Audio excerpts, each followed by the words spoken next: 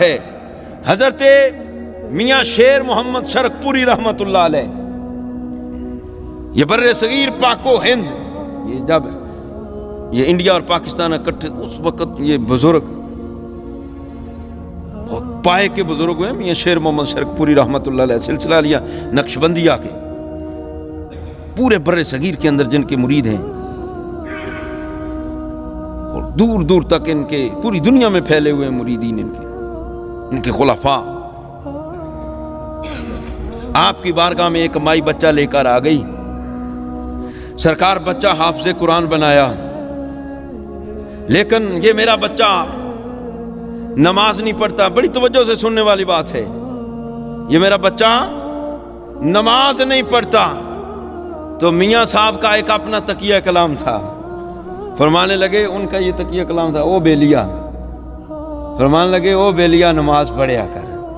اب یہ فقیر کی زبان سے الفاظ نکلے، ماں بھی کہتی رہی ہوگی، باپ کی کہتا رہا ہوگا، رشتہ دار بھی کہتے رہے ہوں گے نماز پڑھا کرو نماز پڑھا کرو، لیکن وہ بچہ کسی کے کہنے پر نہیں لگا. جب فقیر نے ایک مرتبہ کہا او بیلیا نماز پڑھیا کر، تو حضرات محترم بچے کی کیفیت اور حالت ایسے بدلی کہ عشاء کی نماز کے لیے مسجد میں جاتا ہے، ساری رات مصلی پہ کھڑا رہتا ہے، صبح فجر کی نماز باجماعت پڑھ کے گھر واپس آتا ہے.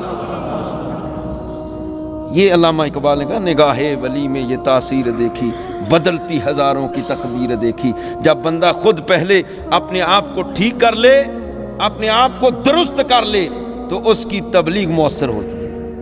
پھر وہ جو زبان سے کلمات کہتا ہے تو پھر وہ کلمات اثر رکھتے ہیں. اگر بندہ خود بے عمل ہے، اس کا اپنا عمل نہیں ہے، وہ خود بندہ مخلص نہیں ہے، تو اس کی تبلیغ بھی اثر انداز نہیں ہوتی. تو اس لیے اللہ نے فرمایا علیکم انفسکم، تم پر یہ لازم ہے کہ پہلے اپنے آپ کو ٹھیک کرو. جب تم نے اپنے آپ کو ٹھیک کر لیا، راہ راست پر ہو، تم سچے ہو، حق پر ہو، تو خدا کی قسم پوری دنیا مل کر بھی تمہارا نقصان نہیں کر سکتی. پھر کوئی تمہیں نقصان دے ہی نہیں سکتا.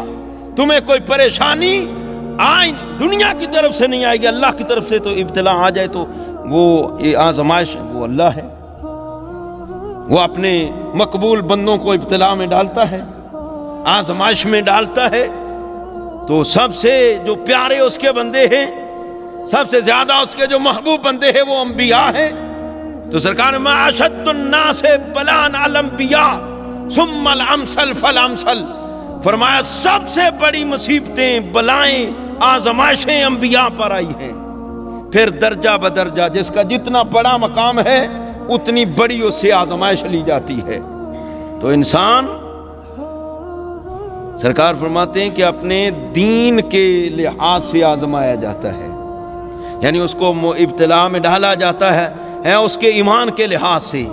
جتنا جس کا ایمان کمزور ہے آزمائش اتنی چھوٹی، تو جتنا جس کا ایمان مضبوط ہے آزمائش اتنی بڑی آتی ہے.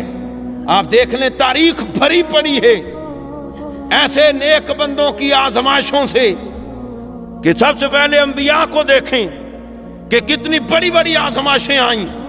کبھی کسی کے سر پر آرا چل رہا ہے، کبھی کسی کو ذبح کیا جا رہا ہے، کوئی مچھلی کے پیٹ میں ڈالا جائے، یہ آزمائشیں ہیں. اور کسی کو آگ میں پھینکا جا رہا ہے.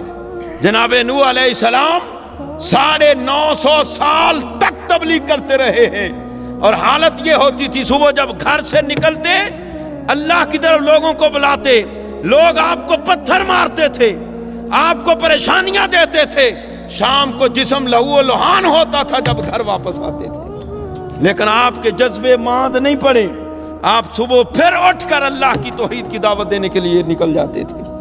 یہ سارے انبیاء سے بڑھ کر مقام سرکار کا ہے. سرکار کا مقام مرتبہ سب سے اونچا ہے.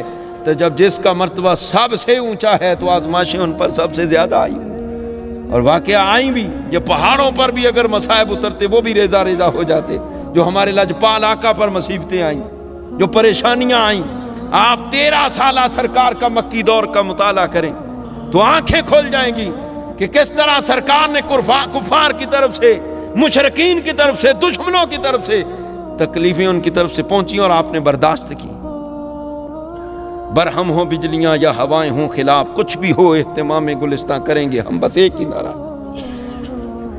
آزمائشیں تو آتی ہیں، اللہ اپنے پیاروں کو آزمائشوں میں ڈالتا ہے، لیکن جو حق پر ہوتا ہے اللہ آزمائش میں ڈال کر اسے سرخرو فرما دیتا ہے۔ انبیاء دیکھ لیں، آزمائش میں ڈالا، ابراہیم کو آگ میں ڈالا لیکن بچایا بھی اس نے خود نہیں۔ جناب یونس کو مچھلی کے پیٹ میں ڈالا لیکن بچایا بھی خود نے۔ پھر آزمائش سے نکال بھی لیتا ہے، بندے کو سرخرو بھی کر لیتا ہے۔ پھر اس طرح بے شمار انبیاء کے امتوں میں ایسے لوگ گزرے ہیں جن کو آزمائشوں میں ڈالا گیا۔